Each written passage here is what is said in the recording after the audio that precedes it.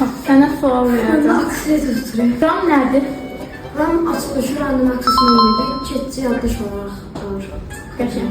Scratch-da Sprite nə idi? Scratch'da Sprite mənə şeylə A few moments later. bir əşyanı tam ortaya gətirməkdə. GPU nədir? GPU mən yaddaşlarım ekran kartı. Aha. Anlaşdırma dillərinə nümunə göstərə bilərsən? Python, Java. Qəşəng. Forever block nə edir əslində? Yəni Mən yəni verilənə qədər You do. təkrarlanmır da sonsuz təkrarlanma. Tinkercad-dan nə üçün istifadə olunur əsas?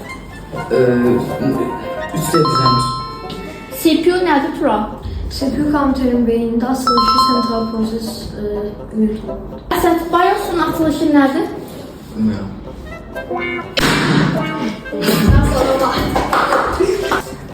Əgər Tinkercad-da elementləri, iki elementi bir-birinə görə mərkəzləşdirməyə çalışdıqda hansından istifadə edirik? Bəli. Kompüterin bütün hissələrini birləşdirən əsas lövhə nə adlanır?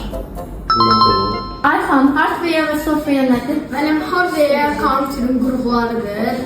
Daxili və xarici nəzərə tutulur. Software isə kompüterimizin daxili proqram təminatıdır. Düzdür. BIOS'un açılışı nədir?